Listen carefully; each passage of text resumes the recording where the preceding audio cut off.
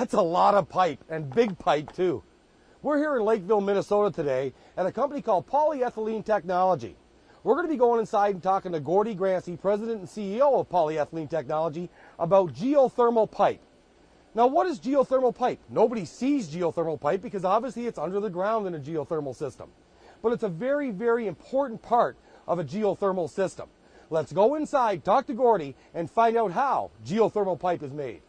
Let me walk you through the production process that involves very precise and intricate steps. I've mentioned to you earlier that we start with the greatest or the best of the resin. Production starts with drawing polyethylene resin from a rail car.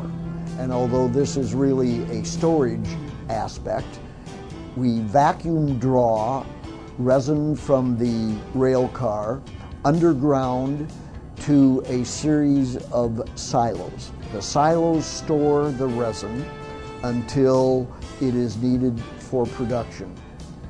The resin moves from the silos through a series of dryers to the extruders that then produce the pipe. When the resin enters the extruder, it is metered into the extrusion throat where the proper percentage of colorant is added. In the case of geothermal pipe, that colorant is a 2% carbon black addition that is metered into the natural resin as it enters the throat of the extruder.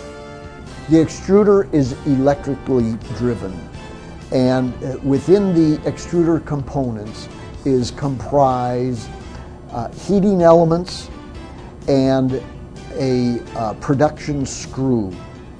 That screw is designed very specifically to grab the resin as it enters the throat of the extruder and move it slowly forward in the barrel in which the screw is contained.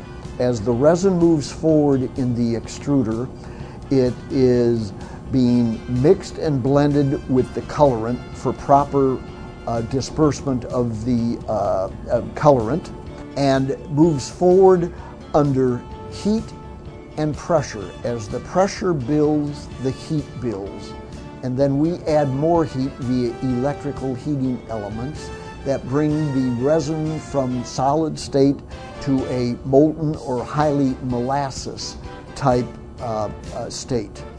That as it then exits the extruder, it goes through a high pressure die that forces or punches a hole in the molten or molasses extrudate. From there, the molten material flows into a sizing sleeve. That sizing sleeve is designed in such a way that it is actually slightly oversized. Because the molten resin is coming through at high temperature, it's going to contract. And the sizing sleeve is designed to the proper dimensions so that although it grabs the molten extrudate at a larger than necessary dimension, as the product cools, it contracts to the right dimension. The sizing sleeve is mounted in a vacuum tank. That vacuum tank is filled with circulating cold water. This is where the pipe begins to cool from the vacuum tank all the way downstream. As the molten material comes from the extruder, it is all part of a push process. But from the vacuum tank and the cooling process, it begins to also be pulled. It's important that during the manufacturing process that the amount of push coming from the extruder is matched to the amount of pull coming from the other end, so that the three dimensions of the pipe, the OD, the ID, and the wall thickness, all contracts to the proper dimensions. As the pipe flows through the cooling bath and comes out of the cooling bath, it goes through a heated marker. That marker is what brands the pipe with the print statement that is a permanent indentation into the barrel of the pipe. At the same point, the marker, or brander if you will, also overlays a color. So the pipe now has a branded print statement and a overlaid by color, so it becomes very legible. It then moves through a puller. The puller is what is giving the balance with the extruder's push. And as the pipe is pulled to the final end, it is also being measured in lineal feet. Consequently, we're able to recognize what footage length coils we are making. When the lineal footage reaches the specific point of cut, the cutter cuts the pipe and the finished coil continues through the coiler until it is totally wound and taped off. When we're making a unicoil, before crimping the ends of the coils, we move them off to our fabrication area, which is right alongside of our main production area. It's at this point that we take a unique U-bend design and incorporate it into the U-bend coil.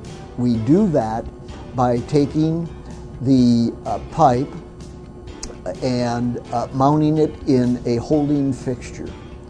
That holding fixture is designed in such a way that we first equalize precisely the lengths of both pipe ends.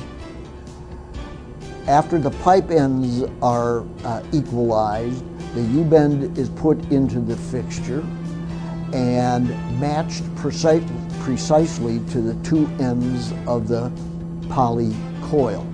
It's at that point that we then insert a heated plate that heats simultaneously both ends of the coil and both ends of the U-bends.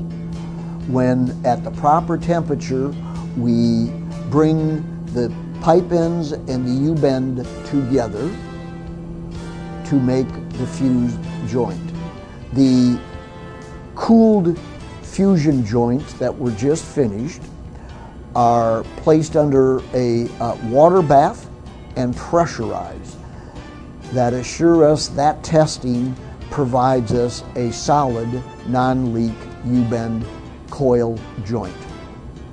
From there, the coil is repressurized and the ends crimped so that, again, we can promise you and give you clean pipe, guaranteed clean pipe inside, and pre-pressurized so that when you snip that coil in, you get that rush of air sending you that message that if it holds air, it will hold water.